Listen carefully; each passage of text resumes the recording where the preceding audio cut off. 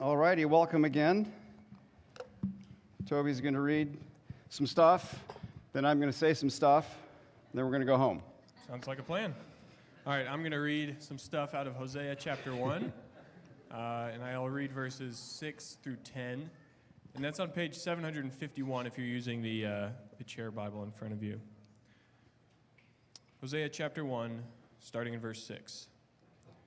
She conceived again and bore a daughter, and the Lord said to him, "Call her no mercy, for I will have no mercy on the house of Israel to forgive them at all. But I will have mercy on the house of Judah, and I will save them by the Lord their God. I will not save them by the bow or by the sword or by war or by horses or by horsemen."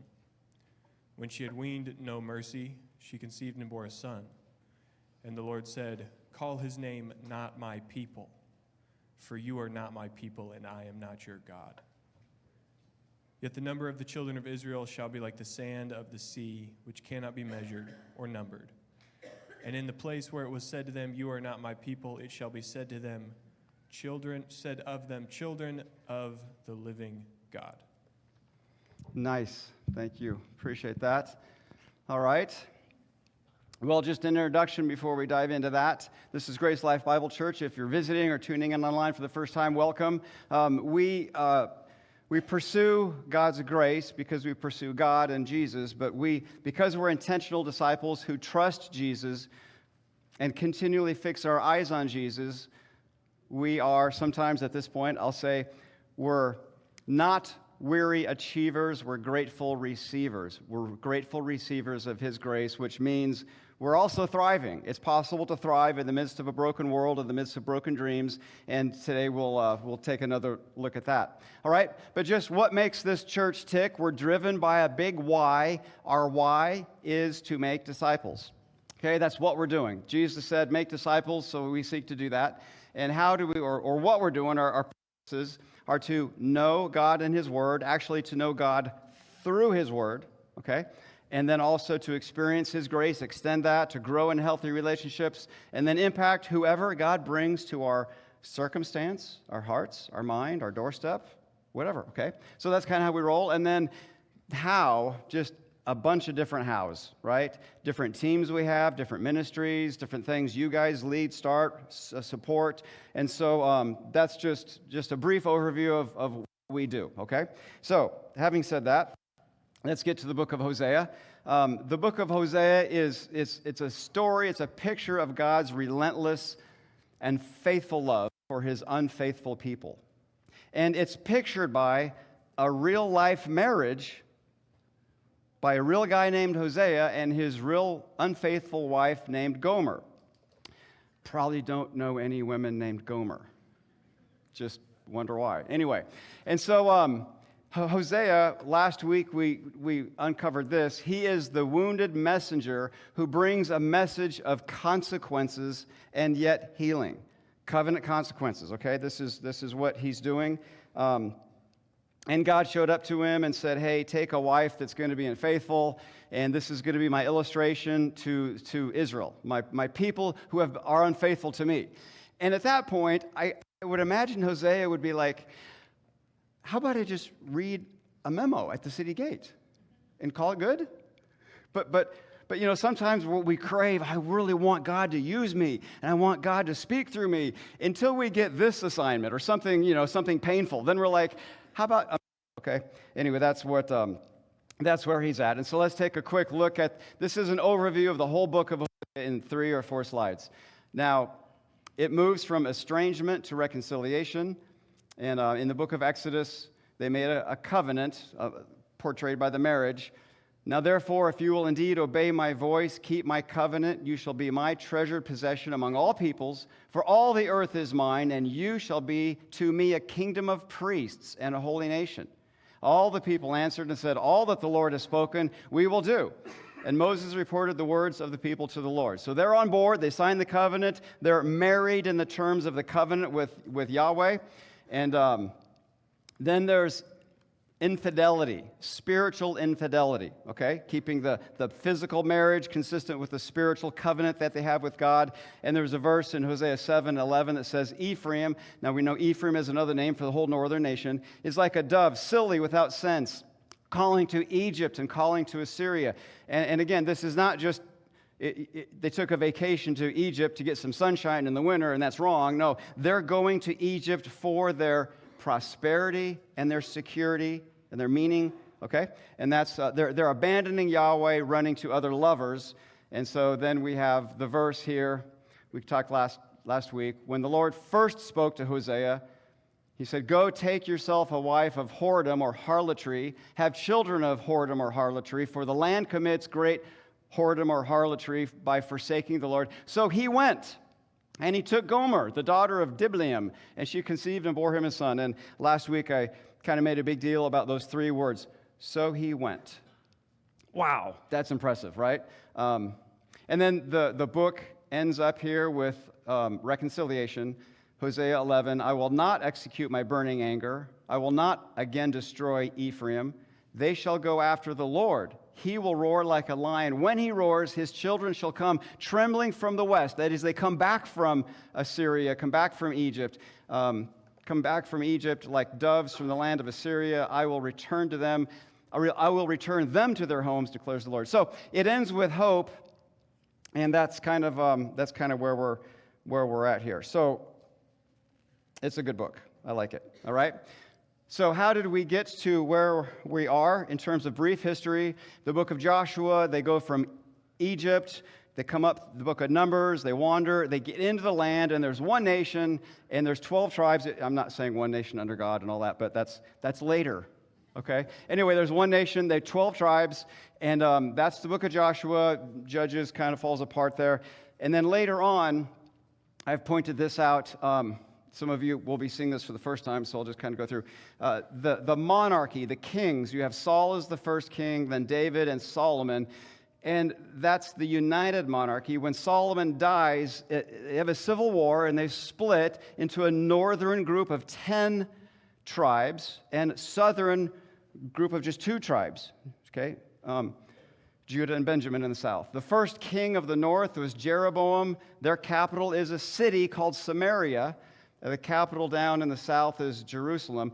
Hosea writes just maybe 70 years or so before Assyria wipes out, annihilates Israel in the north. So that's just kind of what's going on there, okay?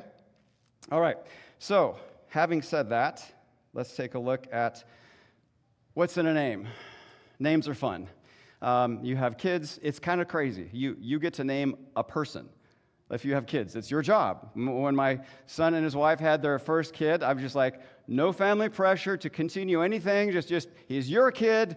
Do what you want. You know what I mean? And so he probably was going to do that anyway. But anyway, so they named her. That's great. But Hosea means salvation, savior. Gomer means to complete or finish. Jezreel today means God scatters or God sows, because the process of sowing is indeed scattering. Okay, both, right? And then lo ruhamah, no mercy, not shown mercy. Lo ami, not my people. So names are kind of fun, and Scripture's full of funny names. I joke around with young married couples that are expecting, and a few of you could go with Zaphnath Paneah. It's Joseph's Egyptian name, which means savior. It's biblical. Or maybe Mahashalal-Hashbaz, which is probably not a good name because it means quick to the spoil and swift to the plunder. But I was at Chick-fil-A once, seriously, and I put my order in. What's your name? For some reason, I just, without hesitation, said, Mahashalal-Hashbaz. The kid did not even flinch, and he typed it up. I took a picture of it. This is, he went with it. And I'm like, dude, you have to be homeschooled. I don't know. I'm not preaching on Isaiah, but it just means that names can be important. Okay. Anyway, so Hosea has a bookend kind of thing going where there's a thing at the front that's important and a thing at the back that's important, and they frame the book. And so the frame is, where are you getting your prosperity and your securities? The very first scene we have in chapter 2, verse 8, she is Israel, or Ephraim of the Nathan. She did not know it was I who gave her the grain, wine, and the oil. who lavished on her silver and gold, which they used for Baal. At the very end, chapter 14, verse 8, O Ephraim, what do I have to do with idols? It is I who looks after you. I am like an evergreen cypress. From me comes your fruit. So the whole book is really addressing the question, where does your prosperity, where does your security come from? Ephraim, Israel, thought it came from Egypt, Assyria, Baal, fertility, the cultural explanations, and Yahweh is left in the cold, okay? So Hosea is writing about covenant consequences. Talked about this last week, but there's two kinds of covenants. There's an unconditional covenant that is using the language, I will. God says, I will. The Abrahamic covenant. I will give you land. I will give you blessing. I will give you land, seed, offspring. And then you have the Davidic covenant. And you have the Noah covenant. No more rain to destroy the earth, okay? And so this is the I will kind of covenants. God says, I'm doing this, period. And he does it. Does not depend on our behavior. But then there's the conditional covenant, and that's the Mosaic covenant, the Ten Commandments. And if you do this, then you get that. If you don't do this, then you don't get, okay? So I will and if then, two completely different kinds. Now here's the really important part. Salvation is under the umbrella of the unconditional covenants, the Abrahamic covenant, not in the Mosaic covenant. The Mosaic covenant, the law, was given to Israel in the context of relationship. The Ten Commandments did not define or create the relationship. Really, really important we get that down. So we'll move on from that, okay? So, the very first verse last week, the word of the Lord came to Hosea in the days of Uzziah, Jotham, Ahaz, Hezekiah, kings of Judah, and the days of Jeroboam, king of Israel. Yeah, I talked about this last week, but in reality, there are a bunch of kings here. There's assassinations, and it's not a pretty picture. So he just lists the name Jeroboam, and everyone's like, okay, yeah, we know what happens from there, and that's what's going on. All right? And then going into chapter 1, verse 4, the Lord tells Hosea to name his son Jezreel. For in just a little while I will punish the house of Jehu for the blood of Jezreel, and I will put an end to the kingdom of the house of Israel. And we're thinking like, okay, you lost me at Jezreel. Like Jezreel, Jehu, bloodshed, what? What are you talking about? So we'll unpack this, okay? This is what's going on. All right, so point A, Jezreel, a son named for the violent, bloody, life-taking king of Israel, Jehu, okay?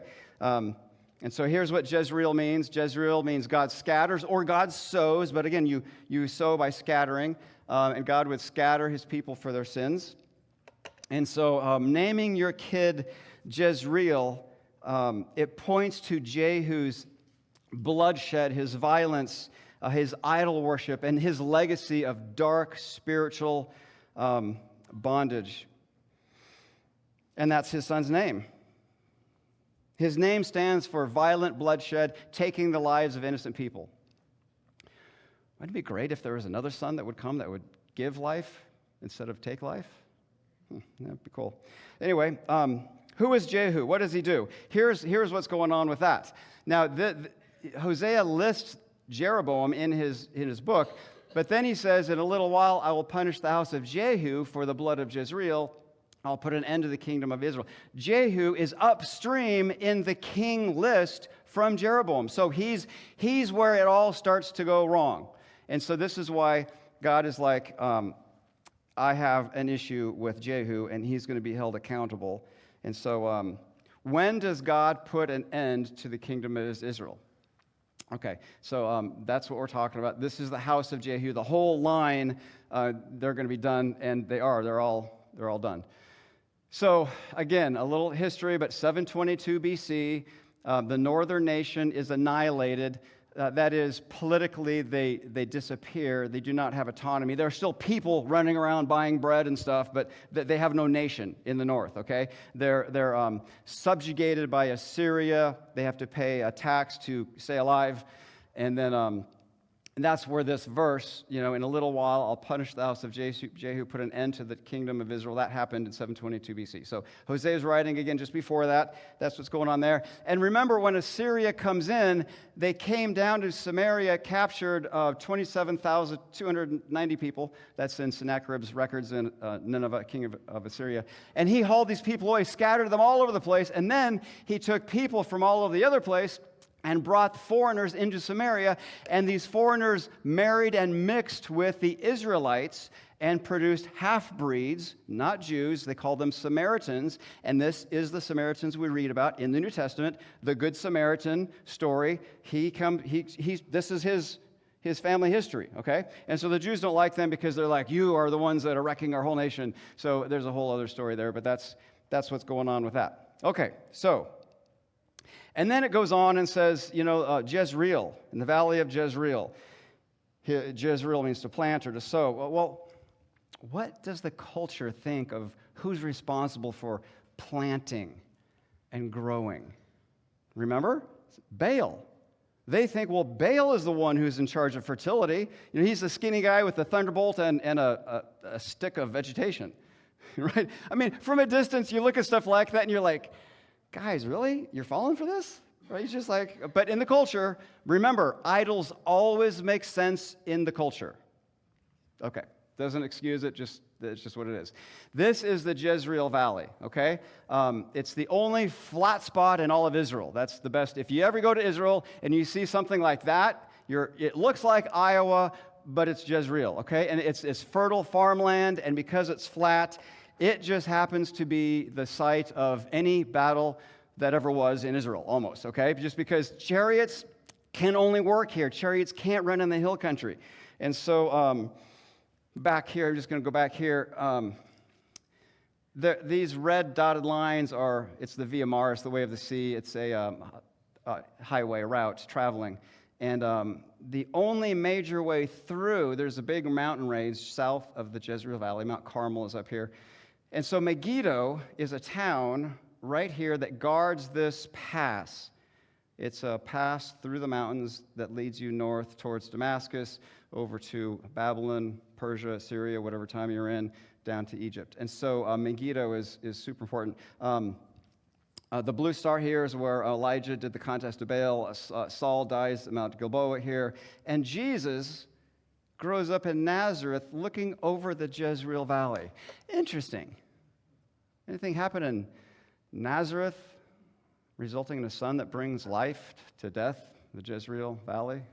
You wonder what Jesus thinks about as he's a kid, hearing the stories of Jezreel and Jehu, and anyway, it's pretty cool.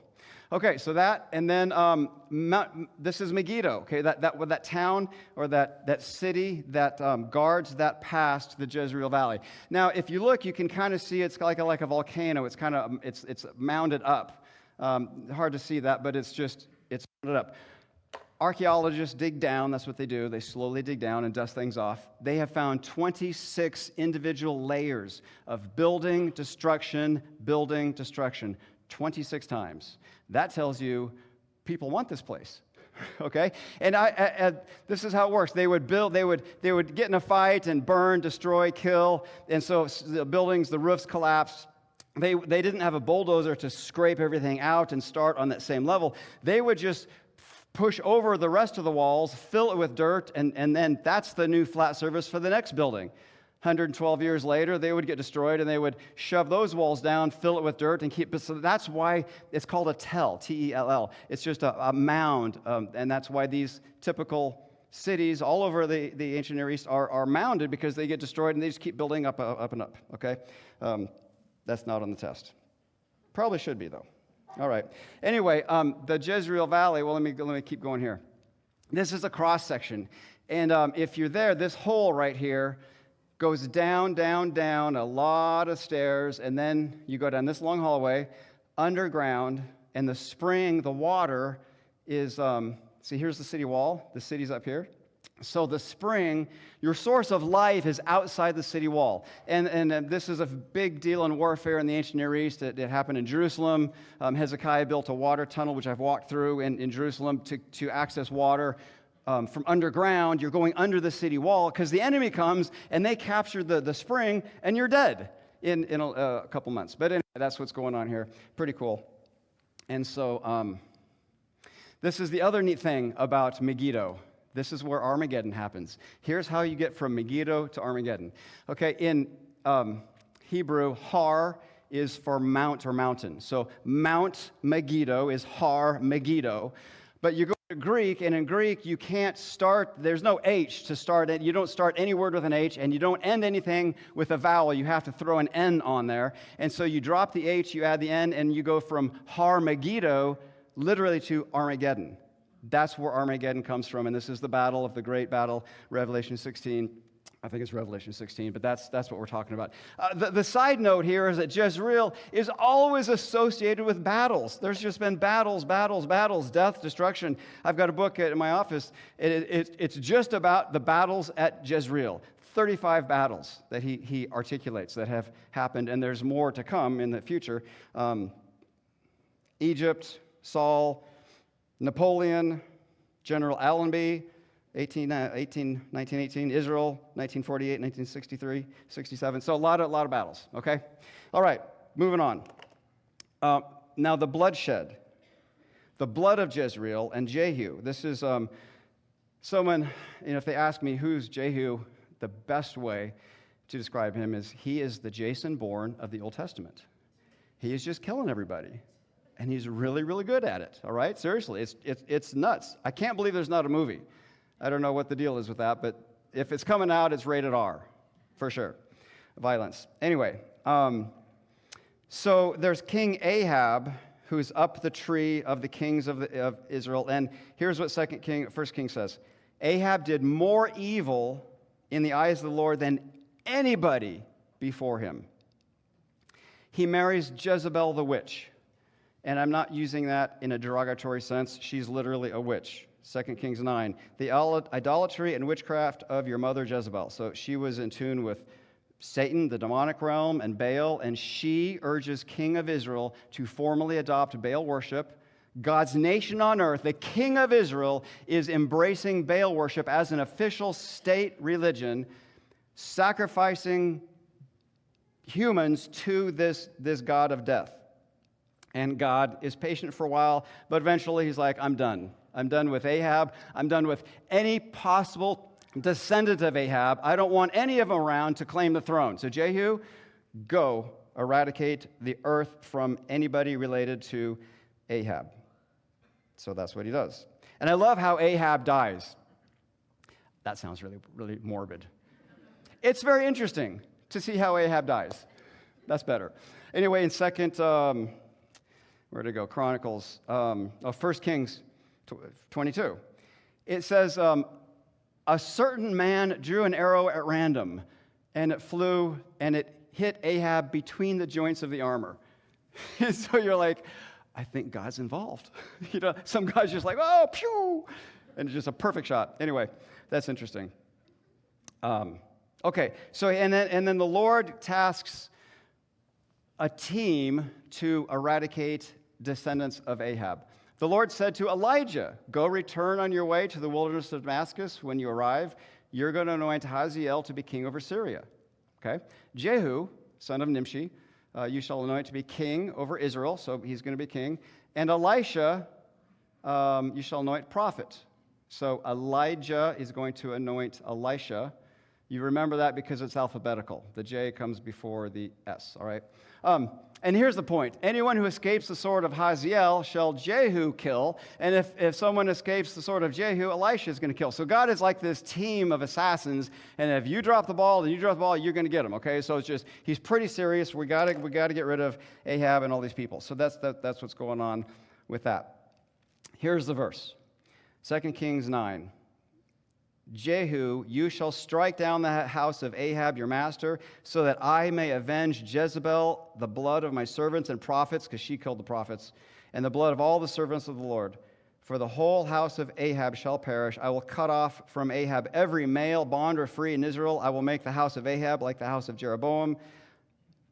And dogs shall eat Jezebel in the territory of Jezreel, and no one shall bury her. And then he opened the door and ran. And this is fascinating. Now, I'm going to show you this. I was telling Don I probably shouldn't. It's probably not going to be helpful. It might help a few of you. It's just a complicated chart. This really a poor introduction for public speaking, isn't it? But anyway, okay, here it goes. So you have Israel over here in the north, and you've got Ahab. He's a bad guy, right? He's killed by the random arrow. He marries Jezebel the witch. Now, everybody in the big red boxes is who Jehu kills. So Jehu kills Jezebel, and then Jehu kills Joram, and then he killed, well, he's the king here, but he kills a whole bunch of stuff. He does not remove the idols, okay? That's a problem. And then there's these other kings. But now look at this. Hosea starts a couple of kings down from Jehu with Jeroboam and then these other kings. But Hosea is talking about these guys. And all the way to the end, 722, Assyria is over during the period of Hosea. Okay, I guess that wasn't too bad. Now let's switch sides and go to the left. This is Judah. In Judah, Jehu kills Jehoram, kills Ahaziah. And this is where Jehu, we start to see his heart, and he needs counseling. He killed 42 innocent people, and he boasts to some other guy, look at my zeal for the Lord. And so Jehu is all about violence and bloodshed. And in a sense, Jehu is teaching Israel, trust in the sword, trust in violence. I'm going to get you there. Look at my zeal. This is the way to go. And God is like, yeah, that's not how I work. I want you to trust in me. I don't want you to trust in the might of a king or an army or the bow or the spear, okay? And so anyway, that's where he goes wrong here and kills Jehoash and also Amaziah. And then again, Hosea starts after all that, Uzziah, Jotham, Ahaz, and Hezekiah. And then Hosea ends right there, and a couple of kings continue. So I guess I just wanted to show you that Jehu is involved in killing the line of Ahab that trickles down to both Israel and Judah, or Samaria and Judah, okay? All right, that wasn't so bad. Okay, maybe that was helpful. All right, so was it good or not that Jehu killed Ahab and his descendants? Well, yeah, that's what God told him to do, so that's good, but he went way beyond that and killed people he didn't need to kill. For reasons that he didn't need to kill, okay? So this is the problem. All right, but this is interesting. In Kings, Jehu went to Samaria. On his way, he met relatives of Ahaziah, king of Judah, and he said, who are you? And they said, we're relatives of Ahaziah. Whoops. And then, okay. And we came down to visit the royal prince, the son of the mother. And so obviously those relatives, they're nobles. All of them probably weren't relatives, but they're nobles. And they're trying to figure out who's the next king. It could be Jehu, or who God said you will be king, or it could be someone from Ahab's line. And he said, take them alive. He took them alive, slaughtered them at the pith of Beth Eked, 42 persons. He spared none of them. So it's good that he followed the Lord and said Ahab and his potential heirs to the throne should be wiped out, but he went way beyond that and just killed anybody remotely interested, trying to show his zeal for the Lord, okay? All right. So God seems to care about not only what happens, but why and how. And isn't that what we find hard? The motive is really important because it's from the heart. And Christianity is all about a new heart, new motives, not just doing stuff, okay? So, and from there, he runs to Jezebel's place in Jezreel. She's hiding in the tower. He looks up, and there's two guards there, and apparently they're on his side, and he tells the guards, throw her down. So they literally pitch her out the window, several stories high. She hits the ground. The text says blood splattered, and he rode his horse over her body, went in and had lunch. And then he came out, and all that was left of her was her skull and the palms of her hands, because wild dogs had devoured her. Hence, nobody buried her. That prophecy came true, all right? And then he proceeds to kill all the prophets of Baal. 2 Kings 10. So there's a whole lot of history behind what we're reading about in one simple verse in Hosea. Jehu and the blood of Jezreel, there's this whole train load of history and darkness behind that, and that's just what we're trying to paint a picture, okay? But Jehu does not wipe out the idols, and so this is a sad testament.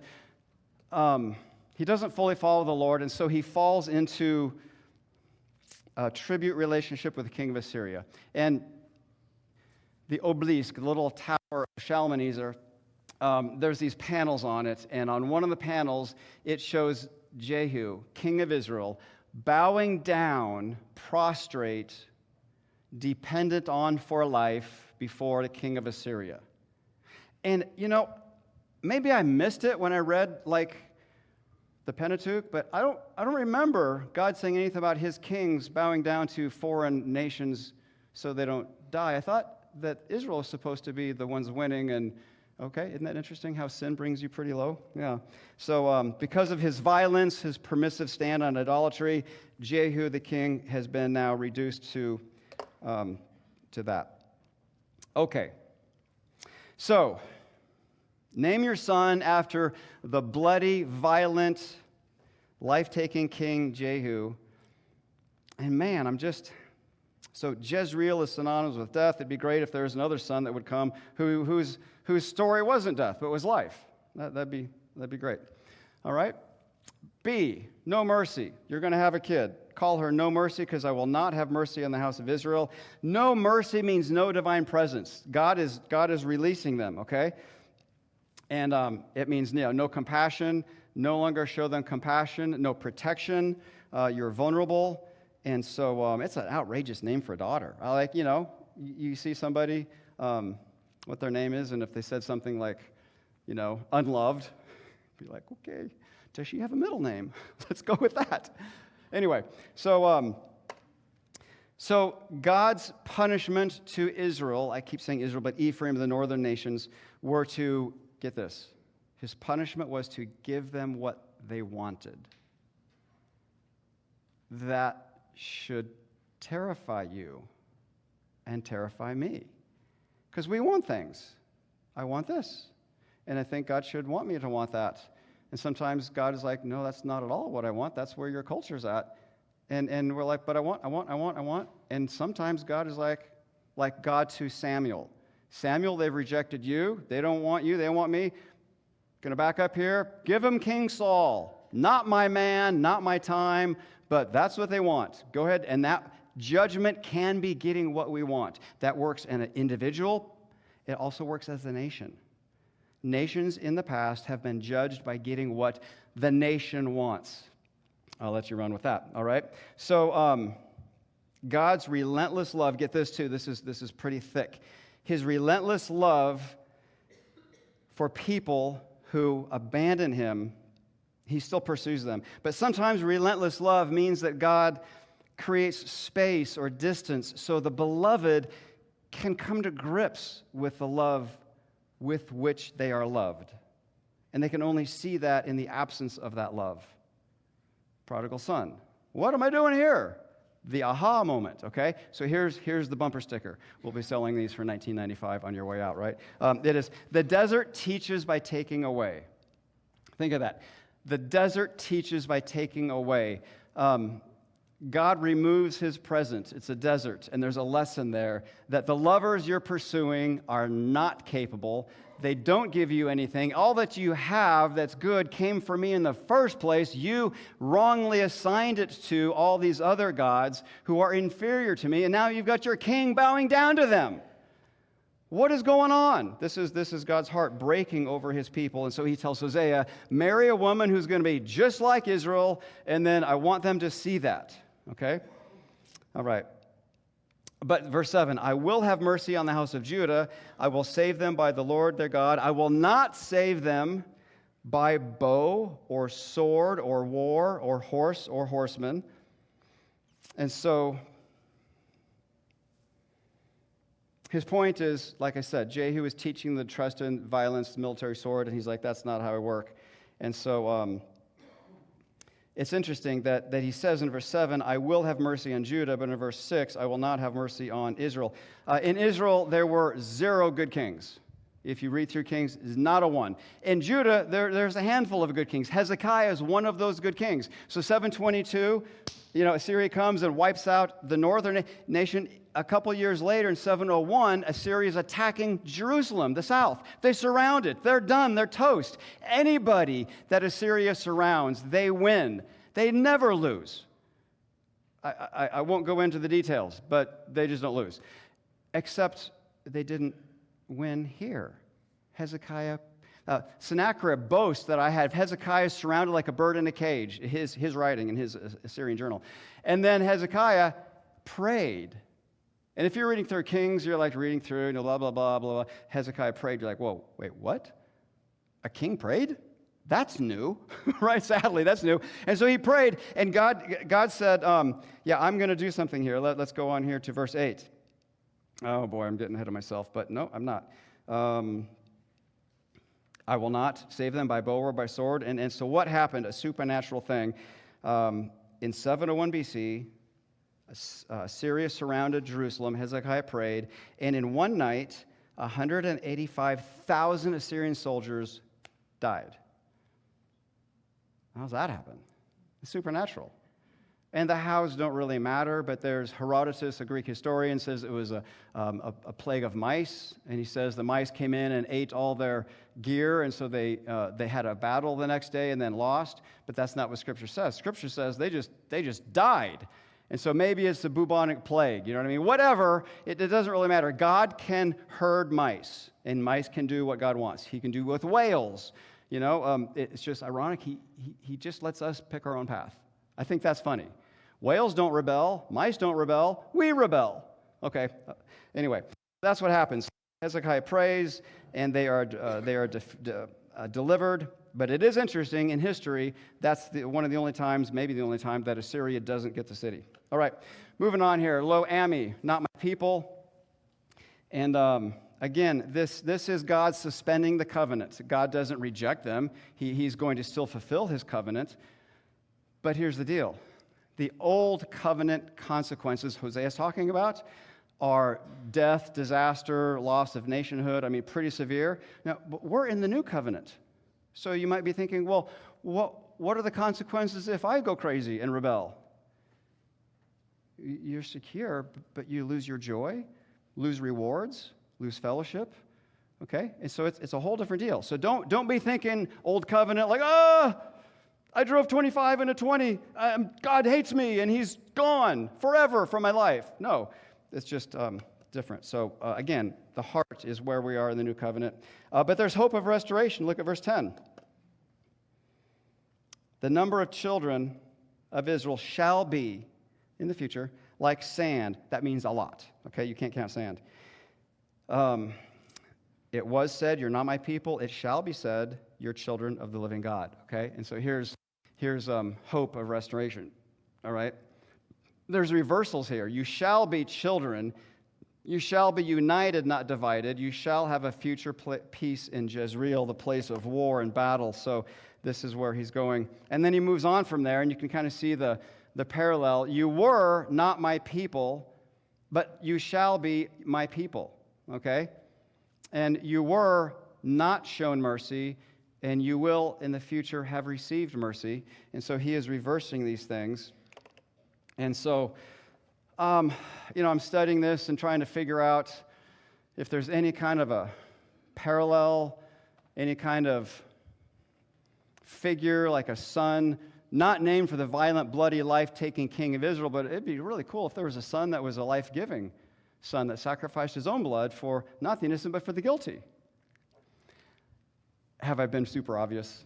Okay, right. So Jesus is the innocent son, the Prince of Peace, not the Prince of Violence, who gives his life as a sacrifice for the world instead of taking it. And so I know this isn't in Hosea, but as I'm looking at the flow there, there is a truth here that I'll uncover in a second.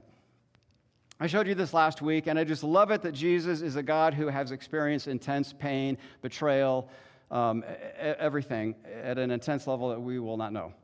John Stott says, I could never myself believe in God if it were not for the cross. The only God I believe in is the one Nietzsche ridiculed as the God on the cross. In the real world of pain, how could one worship a God who is immune to pain? That is a deal breaker. If the God we worship doesn't know pain, he can't relate to me, okay? So, but let's go back to these little chart things here. What changes? Okay, in the ancient Near East, a name represented your entire life. In our world, names are cute. Doesn't really project your entire destiny, okay? But it kind of did then. That was how they thought of it. So what changes a name? If you change a name, you change your life. God scatters to Jezreel. God sows, and God is the one that gives growth, okay? And how do you turn from no mercy to receive mercy? How do you turn from not being his people to being claimed by his people? And the answer is God's relentless and faithful pursuit of his unfaithful people. His love, we stake our hope on his love and his faithfulness, not our own, okay? And we see that in 3D color with the life of Jesus. Jesus is the wounded messenger. Jesus is the one that can turn us from being scattered, being abandoned, being betrayed, all those things which he has experienced. He can turn those through the power of his love and his faithfulness into being owned, his people. We have a place, we belong, and we are loved, and we have an identity, and we have a community. All those things that the names of Hosea's kids shouted was a need. So that's where we're at. Key questions. Do you sense your life needs a change? New community, new belonging, new life. Think of Hosea's kids. You've not received mercy. You don't belong. And the solution is not military power. It's not even more money. That they're chasing money from where they thought money came from. The solution is, I'm going to use a word here that can be mysterious, abide. I love the word abide. It just simply means to be with. Just stay with Jesus. Just stay with him, all right? Find him and just stay with him. And as the onslaught of pain comes in life, just stay with Jesus and start asking Jesus questions. Did you experience something like this? And read the Gospels. And you're like, you did. You can understand my pain. I like the God on the cross. I'm going to stay with you. That's abiding, okay? And then, are you willing to open yourself up to God's relentless pursuit of faithful love to effect that change? Because it's only his power that can really turn these things from the negative to the positive. We can't do that ourselves. That make sense? So again, that's the benefit of abiding with Jesus, staying with him in our pain, not chasing after security, pleasure, military, money, all this stuff. You got to have some security and some money. I get it, okay? But they're never the things we trust in. Should never be the things we trust in, okay? And so that's where we're at today. Looking forward to next Sunday. We'll be in chapter 3. I'd encourage you to read chapter 3. I don't know if you're reading Hosea, but it's a good chapter. So looking forward to that. Lord, thank you for your blessings, your goodness, your kindness, your mercy and grace. Thank you that you looked at these people who are spitting in your face, running as fast as they can away from you, spreading lies about you, and yet you say, you will be my people, you will receive mercy, and there will be joy in Jezreel. We just pray that in our own lives, wherever there's, disasters, big or small, that we give those to you and pray that you would see that and you would answer these things based on your power and your unrelenting, faithful love pursuing us. So give us patience in the meantime. As the song we sang earlier about just walking around the Jericho walls, we just keep walking, keep trusting you. Amen.